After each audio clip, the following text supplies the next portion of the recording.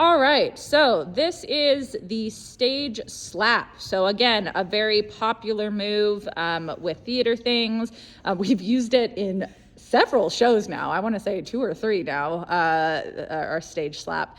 So this is how this one works. It is very important this is our first contact move, which means that part of your hand is actually making contact with the other person's body. This does mean that you need to gauge distance. So as this is going to be one of your first lessons, gauging distance, you need to learn how to do that. So you are going to extend your hand if you are partner A, who is the person doing the slapping.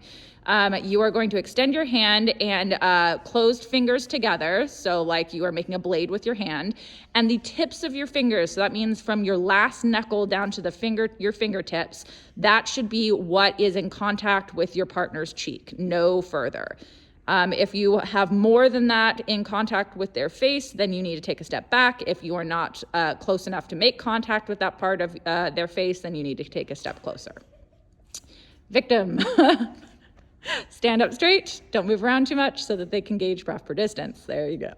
All right, good. So it is important to always gauge distance with a straight arm and a bent and no bent elbows, because Finn, can you go ahead and demonstrate a bent elbow right now?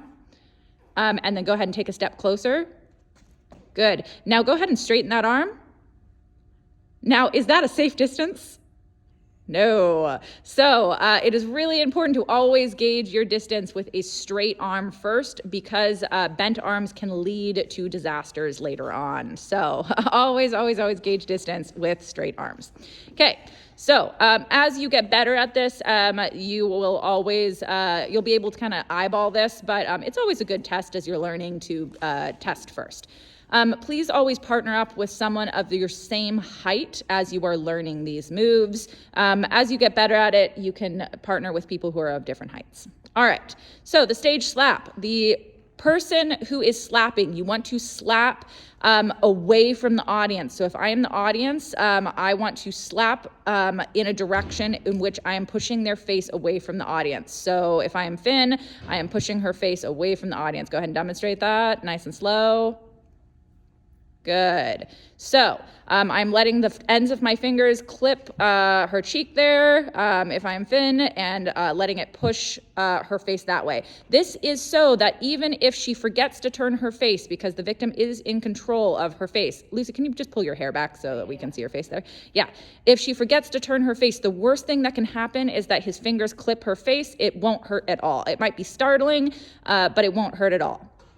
So, Lucy, on the other hand, our victim, she needs to time this. So the key is not anticipating. She can't pre-turn her face. She has to wait for that slap to make contact and for her head to turn away from the audience. From there, she is going to whip her head away from the audience, and then she's going to add some acting in by grabbing her cheek with that audience side hand and pretending it hurts quite a bit and turning back to glare accusingly at the person slapping her. All right. So taking it nice and slow, let's bring that hand down. Also, what is our warning sign to let our partner know that we're about to slap them? Good, yes, bringing it up and next to our head so that we show them, hey, I'm about to slap you. All right, that is a good warning sign. All right, here we go. All right, nice and slow motion, slap. Good. Now, you might have heard a noise. That noise is artificial, and it is usually created by our victim, but it can actually be created by either party. It is created by having your non-audience hand slapping against, are you guys doing thigh? Yeah. Against your thigh. It can be any body part, but thigh is usually best. And you're going to create that nice slap sound. And it can be the victim or the attacker making the sound, but you want to time it so that it coincides with the hand contacting the face. All right, we're going to do this one more time, and let's just speed it up just a hair. Here we go. Excellent job, guys.